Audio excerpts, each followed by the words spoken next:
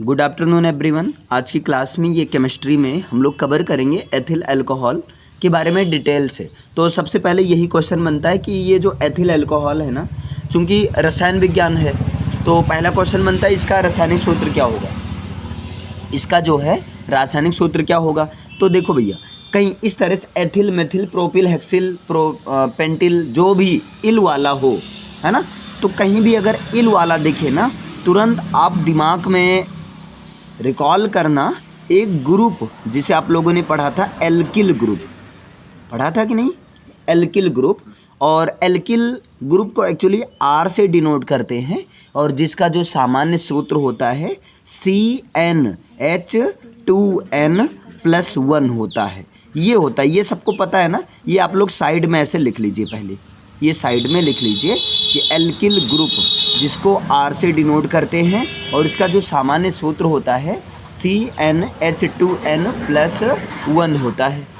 अब जैसे ये एल्किल है तो आप सबको पता है C1 से बनता है मेथ बनता है, C2 से क्या बनता है एथ बनता है, C3 से बनता है प्रोप बनता है, C4 से बनता है ब्यूट बनता है, C5 से बनता है पेंट, C6 से हेक्स, C7 से हेप्ट, C8 से ऑक्ट, C9 से नॉन और C10 से डेक्ट।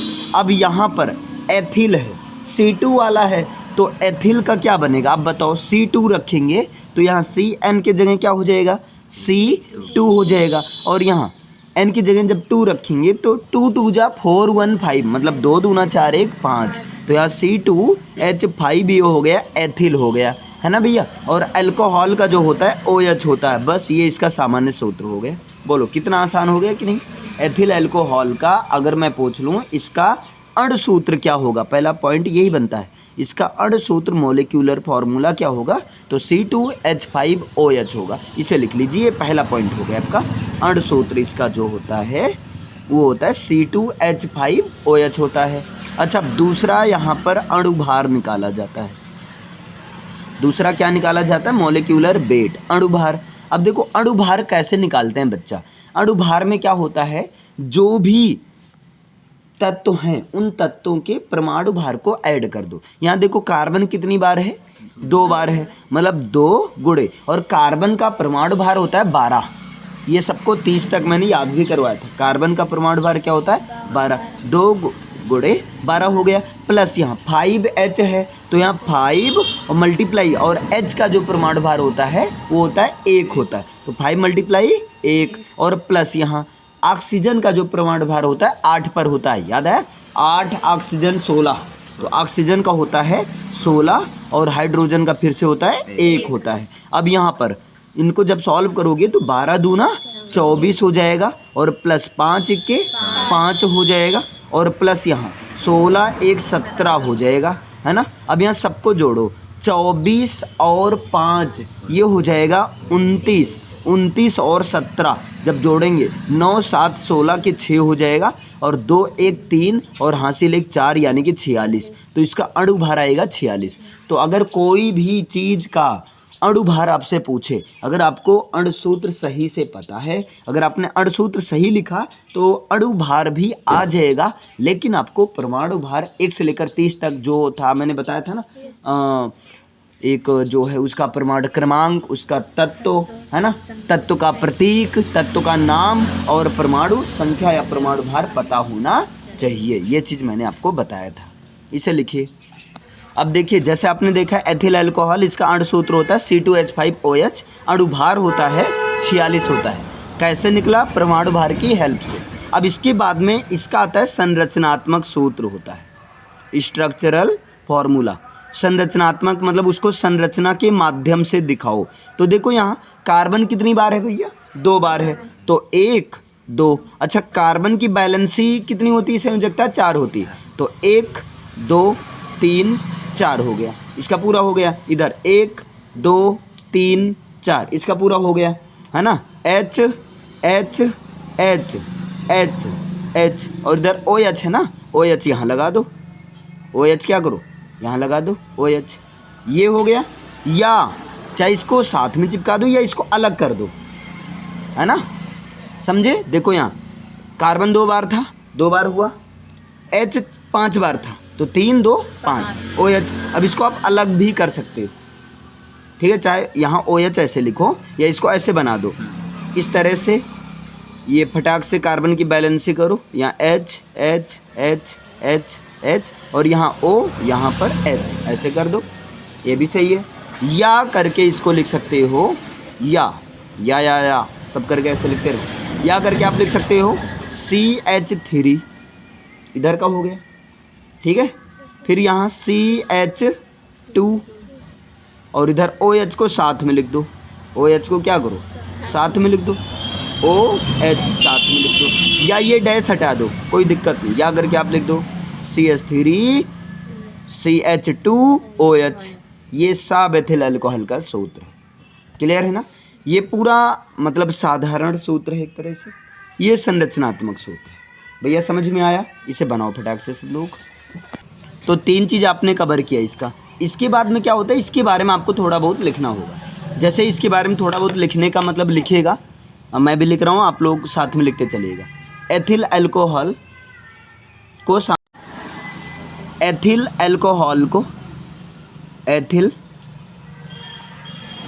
अल्कोहल को सामान्यतया अल्कोहल कहते हैं। अल्कोहल कहते हैं, या इसको लोग अल्कोहल बोलते हैं। तो जो अल्कोहल है एक्चुअली उसका सही नाम है अल्कोहल, ठीक है। लोग कहते हैं अल्कोहल पीकर आए, ये चीज़ होता है। अच्छा, इसमें अगर मैं पूछूं कौन सा क्रियात्मक समूह पाया जाता है, तो आप बताओगे अल्कोहल क्रियात्मक समूह पाया जाता है, OH समूह जो है पाया जाता है, ठीक है। अच्छा, ये चीज़ होता है। अगर मैं पूछूं इसमें कौन सा समूह उपस्थित होता है, तो आपको बोलना है, लिखिए इसमें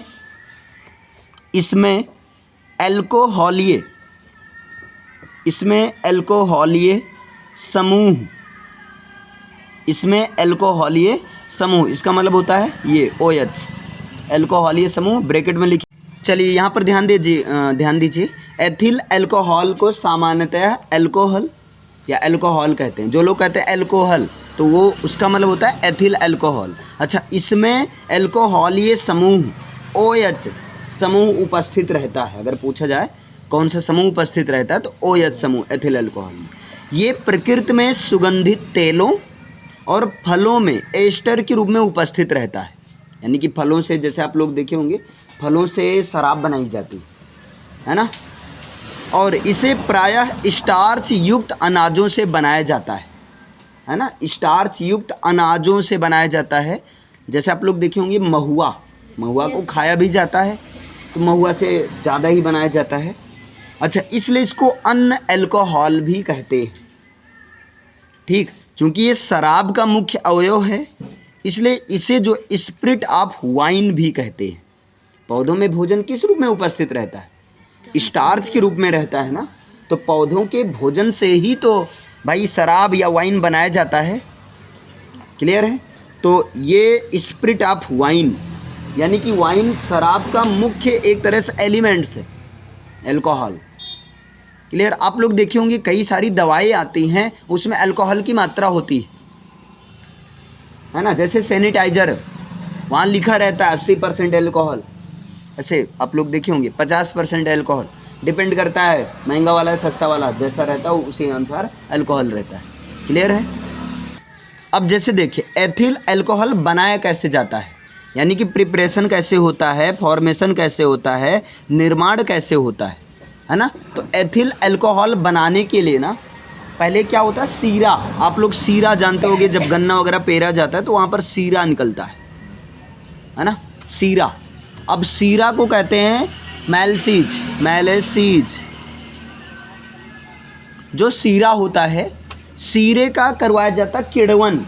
जैसे आप लोग देखे होंगे जो सिरका बनता है ना, सिरके को पहले सड़ाया जाता है। अगर आप सिरका बनने के दौरान बीच में वो देख लोगे बीच की कहानी ना, आप सिरका खाना छोड़ दोगे, इतना किण्वन फर्मेंटेशन के तरीके से बनाया जाता है ना।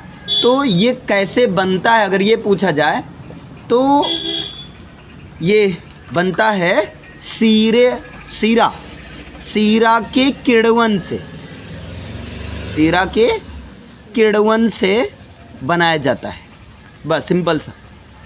लेकिन अब ये कैसे बनाया जाता है, कैसे प्राप्त किया जाता है? अच्छा एक चीज़ और, ये जो शीरा है ये गन्ने के रस से प्राप्त होता है, एक खास, ठीक है, गन्ने के रस से प्राप्त होता है, याद रखना, जो कि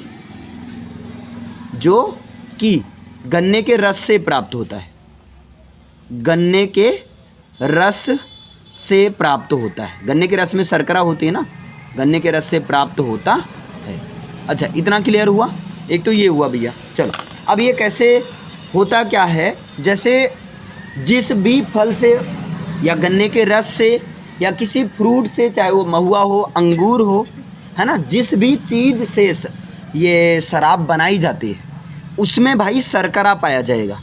शर्करा का मतलब चीनी की मात्रा, है ना, गन्ने के रस में शर्करा है, मिठासपन है, तो शर्करा से शीरा बनेगा। अब आप लोग को पता है शीरा कैसे बनता है, बहुत ज़्यादा अब इसमें डिटेल में जाने की आवश्यकता है नहीं। शर्करा से बनता है शीरा, फिर शीरा का करवाया जाता है किण्वन, और किण्वन विधि में क्या होता है, ईस्ट, एक ये सूक्ष्म जीव है ना, ईस्ट की सहायता से वो शीरा को बदल दिया जाता है, किसमें, एथेनॉल में बदल दिया जाता है। एथेनॉल, अब भाई ये क्वेश्चन है एथेनॉल क्या है, तो एथेनॉल का मतलब होता है ethyl alcohol. Ethyl alcohol actually ethanol IUPAC name है, क्लियर है? एथेनॉल क्या है, IUPAC नेम है, मैंने बताया था IUPAC नेम कैसे निकाला जाएगा, क्लियर है ना? अच्छा अभी ये समझ में आया? तो अगर कोई कह दे बनाने की विधि क्या है, तो आपको सीधा लिखना है शीरा के किण्वन से अल्कोहल बनाया जाता है। अब ये शीरा गन्ने के रस से प्राप्त होता है क्या है, शर्करा से शीरा बनाया जाता है, फिर शीरा का करवाया जाता है किण्वन, ईस्ट की सहायता से उस शीरा को बदल दिया जाता है, एथेनॉल में बदल दिया जाता है। अब आता है इसका भौतिक गुण क्या है, यानी कि एक फिजिकल प्रॉपर्टी क्या। अच्छा एक चीज़ याद रखना बच्चा, दो तरह की चीज़ें होती हैं, एक होती है भौतिक गुण और एक होती है रासायनिक गुण, है ना। भौतिक गुण के साथ आपको रासायनिक गुण पढ़ना होगा। भौतिक गुण का मतलब पता है क्या होता है, फिजिकल प्रॉपर्टीज, फिजिकल प्रॉपर्टीज होता है जो फिजिकली दिखे, है ना। जैसे आप लोग एक चीज़ देखे होंगे, PT करवाया जाता है, तो PT का मतलब क्या है, फिजिकल ट्रेनिंग, फिजिकली फिट करने के लिए, है ना। अब बताओ फिजिकली फिट है कि नहीं, जिम में कैसे फिट किया जाता है, फिजिकल रूप से फिट किया जाता है, मेंटल रूप से नहीं। मेंटल रूप से तो स्कूल में फिट किया जाता है या बाकी बाबाओं के यहाँ फिट किया जाता है, बेटा बुरा मत कर, ऐसे जो कुछ भी होता है ना। तो फिजिकल का मतलब ऐसे मोटा मोटा जो ऊपरी से देखा जाए, जैसे मान लो आपको दे दिया जाए, दारू दे दी जाए, आप कैसे पहचानोगे कि हाँ वो दारू है, वो अरे सॉरी दारू नहीं, मतलब एथिल अल्कोहल है, कैसे आप जानोगे? उसकी कुछ तो प्रॉपर्टी आपको मोटा मोटा पता होना चाहिए। तो उसकी प्रॉपर्टी ये है कि एक तो उसका कोई खास रंग नहीं होता है, यानी कि रंगहीन होता है। क्या रंग होता है भैया, क्या होता है? ऑरेंज होता है, देख रहे हो। वो अगर एक सही मायने में, जैसे सही वाली है, जैसे कुछ उसमें मिला दिया जाता है तो भाई बात अलग है। सही मायने में देखा जाए एथिल अल्कोहल तो क्या होता है, रंगहीन होता है, लेकिन रंगहीन के साथ ये ज्वलनशील होता है। ये क्या होता है, ज्वलनशील होता है, द्रव के रूप में होता है। रंगहीन और ज्वलनशील, रंगहीन और ज्वलनशील द्रव है, एक तो पहली प्रॉपर्टी ये होगी इसकी, है ना। ज्वलनशील द्रव का मतलब ये काफ़ी तीखा होता है, और कहीं घाव अगर हुआ है तो अगर उस पर लग जाए तो अच्छा खासा जलन भी करता है ना, करता है ना। अच्छा तो ये रंगहीन होता है और क्या होता है, ज्वलनशील द्रव होता है। ओके, एक तो ये इसका है। दूसरा नंबर, अगर इसको मान लो तुम गर्म करोगे, इसको उबालोगे, दारू को उबाल कर देखना, वापस 70 वाली मंगवाना फिर उबालना, ये जो 100 डिग्री सेल्सियस पर नहीं उबलेगा, ये 78.1 डिग्री सेल्सियस पर उबलने लगेगा। इसका जो क्वथनांक होता है, क्वथनांक का मतलब समझ रहे हो, किस अंक पर ये भाप में बदलना शुरू हो जाएगा, क्लियर है। तो इसका क्वथनांक होता है 78.1 डिग्री सेल्सियस होता है, जबकि पानी का 100 होता है, क्लियर है। और इसका जो आपेक्षिक घनत्व होता है, इसका जो आपेक्षिक घनत्व होता है वो होता है भैया, क्या होता है, 0.789 होता है आपेक्षिक घनत्व। क्लियर है। अब दो चीज़ आपका क्लियर, क्वथनांक होता है 78.1 डिग्री सेल्सियस, अपेक्षिक घनत्व होता है 0.789 होता है। अच्छा एक चीज़ और है, इसमें गंध होती है, और अच्छी वाली गंध नहीं, गंदी वाली गंध होती है। क्लियर है। एक विशेष गंध होती है इसमें। क्या होती है इसमें? एक विशेष गंध होती है, या एक विशेष प्रकार की गंध होती है, अजीब सी गंध रहती है, एक विशेष गंध होती है। उस गंध को कितना भी छिपाओ छिपती नहीं है, लोगों को पता ही चल जाता है तुम पी के हो, अरे नहीं पी कर आए हो मतलब। क्लियर है, ये हो गया। अच्छा इसका जो स्वाद होता है, टेस्ट होता है, आज मैं टेस्ट बता दे रहा हूँ सब, बस प्रैक्टिकल मत करना। इसका जो टेस्ट होता है तीखा होता है। स्वाद में क्या होता है? हाँ, स्वाद में ये होता है तीखा होता है। इसे खाने के बाद लोग तीखा और खाते हैं, तो खुद तीखा और तीखा खाते हैं ताकि जो है 70 रुपये बर्बाद ना जाए, है ना। इसे पीने के बाद लोग मीठा नहीं खाते हैं, मीठा खाएंगे उतर जाएगी। ये कई सारा तरीका है, मीठा नहीं खाते हैं, देखे होगे कुछ तो हैं वो ज़बरदस्ती 1-2 मिर्चा और खाते हैं इसे पीने के बाद, ताकि कुछ और चढ़े, असर करे ज़्यादा। तो भाई स्वाद में तीखा होता है ना। और इसके बाद लोग चखने में ज़्यादा मैटर तीखा वाला ही लेते हैं, मीठा वाला लेते ही नहीं। कोई कहे चखना मीठा खिला दो, जलेबी खिला दो, तुमको बहुत मारेगा, ऐसा करना भी मत। अच्छा ये क्या होता है? आर्द्रता ग्राही द्रव होता है, नमी को ये सोखता है ना। आर्द्रता ग्राही द्रव होता है, मतलब ये थोड़ा सा नमी को एब्जॉर्ब करता है। आर्द्रता को, आर्द्रता मतलब होता है नमी, नमी को ये एब्जॉर्ब करता है। और एक उद्दीपक होता है, मतलब इसे पीने के बाद लोग राजा बन जाते हैं, राजा वाली फीलिंग आती है। ठीक है, ये जो उत्तम उद्दीपक है, बहुत बढ़िया, उत्तम का मतलब एकदम श्रेष्ठ। क्लियर है। उत्तम उद्दीपक, उद्दीपक मतलब समझ रहे हो, स्टिमुलेंट होता है, मतलब तुमको एकदम चार्ज कर देगा। स्टिमुलेंट मतलब इसे कई सारे लोग भाई इसे एक 70 वाली दारू पिलाकर 300 रुपये वाली मजदूरी करवा लेते हैं, है ना।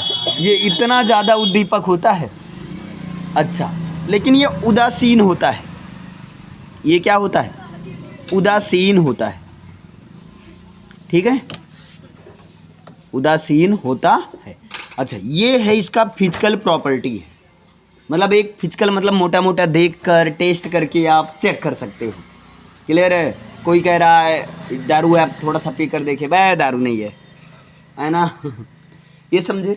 तो इसका क्या है? रंगहीन ज्वलनशील द्रव, क्वथनांक होता है 78.1 डिग्री सेल्सियस, आपेक्षिक घनत्व 0.789, और स्वाद में कैसा होता है? तीखा होता है। आर्द्रता ग्राही द्रव है, उत्तम उद्दीपक है, स्टिमुलेंट है, और उदासीन होता है। क्लियर है। अभी आपने देखा इसका भौतिक गुण, अब बात करते हैं रासायनिक गुण की, है ना। लिखिएगा रासायनिक गुण यानी कि केमिकल प्रॉपर्टीज। अब केमिकल प्रॉपर्टीज में पहली प्रॉपर्टी है क्षार धातुओं से क्रिया, तो लिखिएगा पहली क्षार धातुओं से क्रिया, क्षार धातुओं से क्रिया, ये पहला रासायनिक गुण है। क्षार धातुओं से क्रिया, इसका मतलब जो एथिल एल्कोहल होता है, जो एथेनॉल होता है, ये क्षार धातु से क्रिया करते हैं। अब क्षार धातुओं में कौन आती हैं? तो मैंने बताया था, है ना, ने की रब से फरियाद। अब किसने की? ली ने की, लीने की, लीने की, रब से फरियाद, ये चीज़ बताया गया था आप लोग को, रब से फरियाद। तो लिथियम, सोडियम, पोटेशियम, रुबिडियम, है ना, और सीजियम और फ्रेंसियम, ये क्षार धातुएं हैं। ये क्या हैं? क्षार धातुएं हैं। तो जब ये क्षार धातुओं से क्रिया करता है तब OH का OH में से, है ना, क्षार धातुओं से क्रिया करता है या क्रिया करता है, तो है ना, क्षार धातुओं से क्रिया करने पर या करने से जब ये क्रिया करता है तब वहाँ पर क्या होता है? ये OH जो ग्रुप रहता है ना, OH से H निकलता है, OH से क्या निकलता है? H परमाणु विस्थापित हो जाता है। OH से H परमाणु वो भी H2 के रूप में, OH से H परमाणु H2 के रूप में विस्थापित होता है। OH से H परमाणु किस रूप में विस्थापित होता है? H2 के रूप में विस्थापित होता है ना। और फाइनली मतलब ये हाइड्रोजन गैस निकलती है, बस यही है। समझ में आया? और देखते हैं एथिल अल्कोहल ले लेते हैं, C2H5OH। अब कोई भी क्षार धातु ले लो, इनमें से जो मन करे। मैं ले लेता हूँ Na। अब जब Na से क्रिया करता है तब क्या बताया गया अभी? इनमें से जो OH रहता है ना, वहाँ से H निकलता है, वो भी किस रूप में? गैस, हाइड्रोजन गैस के रूप में। तो निकाल दो पहले, इन्हीं को उड़ा दो। लो H2 को उड़ा दिए, हाइड्रोजन गैस के रूप में उड़ गया, निकल गया। ओके, अब बचा क्या? C2H4 बचा। क्या बचा? C2H4 बचा, ठीक है। और अब लेकिन यहाँ पर आपको ये भी ध्यान देना है, OH से आपका H निकला, OH से H निकला, हाइड्रोजन गैस निकला, लेकिन इसके साथ में जो बनता है वो सोडियम एथॉक्साइड बनता है, यानी कि C2H5ONA बनता है। ये किसका सूत्र है? ये है सोडियम एथॉक्साइड। अब ऐसे ऐसे हैं, सोडियम एथॉक्साइड अगर पोटेशियम से क्रिया कराता तब क्या बनता? Potassium ethoxide. लिथियम से होता तब लिथियम एथॉक्साइड बनता। ये क्लियर? अब आपको बैलेंस करना है, समीकरण क्या करना है? संतुलित करना है। तो यहाँ देखो Na एक बार, यहाँ भी एक बार है। हाइड्रोजन की मेन समस्या है ना, हाइड्रोजन यहाँ कुल मिलाकर 6 बार है, यहाँ कितनी बार हो गया? 5 बार। एक तो लगा नहीं सकते हैं, H5 है ना। अच्छा, यहाँ पर 7 बार हो गया है, 7 बार हो गया है, पूरा करना है हमें, तो हम यहाँ 2 लगा देते हैं। इसके पहले क्या करते हैं? 2 लगा देते हैं, है ना। जब इसके पहले 2 लगाएंगे तो Na भी 2 बार हो गया ना। तो यहाँ पर हम क्या कर देंगे? 2 लगा देंगे। यहाँ भी हम क्या करेंगे? 2 लगा देंगे। अब भाई अब क्या समस्या आई? C2 2 बार हो गया, तो यहाँ भी 2 लगा दिए, यहाँ भी 2 लगा दिए। अब फुटकर में गिन लो, क्या सारा बैलेंस हो गया? बिल्कुल हो गया। C2H5 2 बार, C2H5 2 बार, O 2 बार, O 2 बार, Na 2 बार, Na 2 बार, H2 यहाँ H देखो 5 दूना 10 और इधर 10 2 12, यहाँ पर 5 दूना 10 10 2 12, मतलब पूरा बैलेंस। समझ में आया? तो रासायनिक गुण में अगर पूछा जाए रासायनिक गुण बताओ, तो ये क्या करता है? क्षार धातुओं से क्रिया कैसे करता है? जब एथिल अल्कोहल क्षार धातुओं से क्रिया करता है, तो क्षार धातुओं से क्रिया करने के पश्चात वो क्या बनाता है? सोडियम एथॉक्साइड बनाता है। अगर सोडियम से क्रिया करेगा तो पोटेशियम से करेगा तो पोटेशियम एथॉक्साइड बनेगा। क्लियर है? और इसके साथ में हाइड्रोजन गैस के माध्यम से H2, हाइड्रोजन गैस के माध्यम से हाइड्रोजन को विस्थापित करता है। समझ में आया? ये इसका हो गया पहला रासायनिक गुण। इसे उतारिए। अब देखिए इसका जो दूसरा गुण है वो है सांद्र सल्फ्यूरिक अम्ल से क्रिया। लिखिएगा आप लोग, सांद्र सल्फ्यूरिक अम्ल से क्रिया, सांद्र सल्फ्यूरिक अम्ल से क्रिया। अब यहाँ सल्फ्यूरिक अम्ल का सूत्र होता है H2SO4, लेकिन यहाँ कंसंट्रेटेड H2SO4 की बात होगी। अब जब ये सांद्र सल्फ्यूरिक अम्ल से क्रिया करता है ना, तो ये एथिल हाइड्रोजन सल्फेट बनाता है। क्या बनाता है? तो आप सीधा इसको ऐसे लिखिएगा, एथिल अल्कोहल लिखिएगा, एथिल अल्कोहल, एथिल अल्कोहल को, एथिल अल्कोहल को सांद्र सल्फ्यूरिक अम्ल यानी कि सांद्र H2SO4 के साथ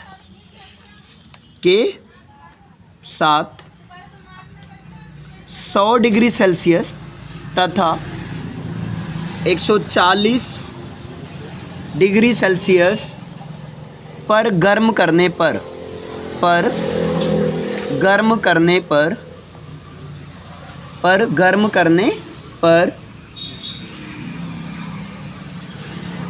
क्रमशः ethyl hydrogen sulphate C2H5HSO4 ethyl hydrogen sulphate और डाई एथिल ईथर C2H5OC2H5 ये डाई एथिल ईथर बनता है या प्राप्त होता है। ये चीज़ C2H5HSO4 ये है एथिल हाइड्रोजन सल्फेट। ये क्या है? एथिल हाइड्रोजन सल्फेट है। ये सूत्र याद रहना चाहिए। और C2H5O ये है आपका डाई एथिल ईथर। क्लियर है? ये चीज़ होता है। अब इसको एक क्वेश्चन में दिखाना है समीकरण में। क्या होता है बताया क्या गया? एथिल अल्कोहल को यानी कि C2H5OH को, यही तो हुआ ना, C2H5OH लिखिए, C2H5OH इसमें क्या मिलाया जाएगा? किससे क्रिया कराया जाएगा? सल्फ्यूरिक अम्ल से। तो प्लस H2SO4 वो भी सांद्र सल्फ्यूरिक अम्ल से, H2SO4 से। जब क्रिया कराया जाता है तो पहले इसको गर्म किया जाता है 100 डिग्री सेल्सियस, है ना, 100 डिग्री सेल्सियस से लेकर 110 डिग्री सेल्सियस गर्म किया जाता है। जब C2H5OH को H2SO4 के साथ 100 से 110 डिग्री सेल्सियस गर्म किया जाता है तो पहले इसमें से पानी निकल जाता है, यानी कि H2O वाटर का एक रेशियो निकलता है और बचता क्या है? C2H5HSO4 यानी कि एथिल हाइड्रोजन सल्फेट पहले स्टेप में बनता है। भैया बोलो समझ में आया?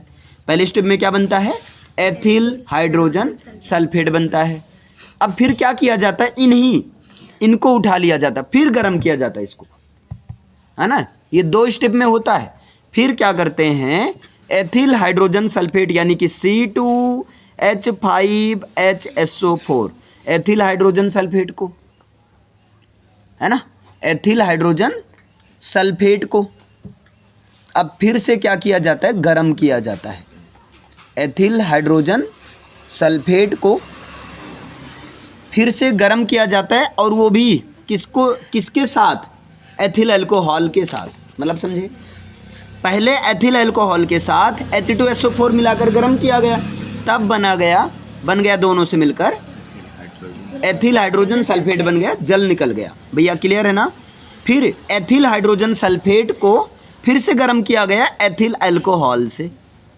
जब फिर से गर्म किया गया तो दोबारा 140 डिग्री सेल्सियस तक गर्म किया गया, और जब दोबारा गर्म किया गया तो वो निकल गया H2SO4 निकल गया, है ना। और बचा क्या? C2H5O यानी कि डाई एथिल ईथर बचा। कैसे? देखो C2H5 है ना, और ये HSO4 और यहाँ का H मिलकर H2SO4 और O आ गया बीच में।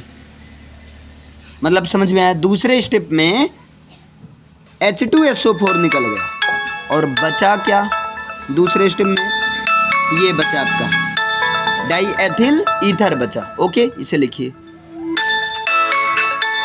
देखिए यहाँ पर इसका उपयोग क्या है, तो इसका उपयोग है मेथिलीकृत स्प्रिट बनाने में, पेंट सल्फर आयोडीन गोंद आदि के विलायक के रूप में, chloral chloroform iodoform ether ethylene acetaldehyde acetic अम्ल आदि के निर्माण में, अल्कोहलिक पेय पदार्थ तथा मदिरा यानी कि शराब के निर्माण में, मोटर व हवाई जहाज़ों में ईंधन के रूप में अल्कोहल का यूज किया जाता है, पारदर्शक साबुन इत्र और अन्य सुगंधित सौंदर्य प्रसाधन के रूप में, और एथिल अल्कोहल का उपयोग जीवों के परिरक्षण में भी किया जाता है। अब यहाँ पर देखिए, जो सजीव प्राणी होते हैं यानी कि जो मदिरा का सेवन करते हैं, अल्कोहल का सेवन करते हैं, उनके ऊपर किस तरह से ये प्रभाव डालता है सुनिएगा, बहुत काम की चीज़ है। आपके घर में कोई अगर पीता होगा, यही जाकर सुना देना। लो पढ़ो, इसको लिखा है यहाँ पर, ठीक है। हाँ देखिए यहाँ पर, जब अधिक मात्रा में एथेनॉल का सेवन किया जाता है तो इससे उपापचयी प्रक्रिया धीमी हो जाती है। उपापचयी प्रक्रिया का मतलब जो हमारे शरीर में क्रियाएं होती हैं, है ना, वो सब क्या होती हैं, धीमी हो जाती हैं। केंद्रीय तंत्रिका तंत्र कमज़ोर हो जाता है। इसके फलस्वरूप समन्वय की कमी, मानसिक दुविधा, है ना, उनीदापन, सामान्य अंतर्बोध का कम होना और भाव शून्यता आती है। मतलब आप नहीं पियोगे तो आपको ऐसा लगेगा कि भाई अब पाप हो रहा है। यद्यप व्यक्ति राहत महसूस करता पीने के बाद में, इसलिए पीता है क्योंकि व्यक्ति राहत महसूस करता, लेकिन उसे पता नहीं चल पाता कि उसके सोचने समझने की क्षमता और मांसपेशी बुरी तरह से प्रभावित हुई है। राहत तो महसूस करता लेकिन शरीर की लग जाती है अच्छे से। वाट एथिल अल्कोहल के पीने के रूप में दुरुपयोग को रोकने के लिए इसमें methyl alcohol, pyridine, copper sulphate मिलाकर इसे विषैला बना दिया जाता है। यह विषैला अल्कोहल मेथिलीकृत स्पिरिट होता है, कहलाता है।